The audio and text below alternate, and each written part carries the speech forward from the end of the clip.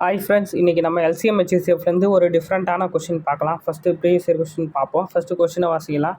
இரு சார்பகா எண்களின் மீப்போமா, அதாவது எல்சிஎம் மதிப்பு 5005 மற்றும் அவ்விரு சார்பகா எண்களில் ஒரு எண்ணின் மதிப்பு 65 எனில் மற்றொரு எண்ணின் மதிப்பு என்ன அப்படின்னு கேட்குறேன். அதாவது ரெண்டு எண் இருக்குது, ஒன்று எக்ஸு இன்னொன்று ஒய்னு வச்சுங்களேன். ரெண்டுமே சார்பகா எண்கள், அதாவது ஒன்னாலையும் தன்னாலையும் மட்டும்தான் வகுப்படும். அந்த மாதிரி எண்கள் சார்பகா எண்கள்னால் ஒரு எண் எக்ஸுன்றது 65 எடுத்துப்போம், ஒய் தான் நம்ம கண்டுபிடிக்க போகிறோம் என்னன்ட்டு. ஓகேங்களா? இப்போது சார்பகா எண்களின் ஹெச்சிஎஃப் எப்போவுமே என்னென்னா 1. நல்லா ஞாபகம் மனப்பாடம் பண்ணி வச்சுங்க. சார்பகா எண்கள் கொடுத்தாலே அதோட ஹெச்சிஎஃப் என்ன? 1. இப்போ இதுக்கு ஒரு ஃபார்முலா இருக்குது. X into Y is equal to LCM into HCF.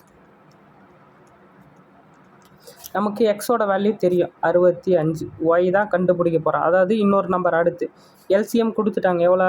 5005. HCF என்ன தெரியும்? சார்பகா ஹெச்சிஎஃப் எப்பவுமே 1. இப்போது இதை அடித்தா நம்மளுக்கு சிம்பிளிஃபை பண்ணிங்கன்னா உங்களுக்கு ஒய் கிடச்சிரும், அதாவது மற்றொரு எண்ணின் மதிப்பு கிடச்சிரும். பாருங்கள், 455 35 15, 455 0 0 455, கரெக்டாக? 13 13.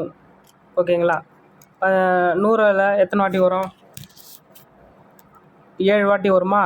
ஏன்னா 70 7 21 91, மீதி 1 9 வரும். 91ல் 9 மறுபடியும் 7 வாட்டி. அப்போது Y is equal to 77.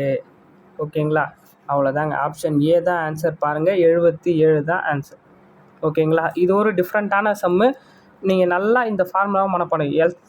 X into Y is equal to LCM into HCF. At the same time எல்லா சார்பகா எண்களின் ஹெச்சிஎஃப் வந்து எப்போவுமே 1 தான்.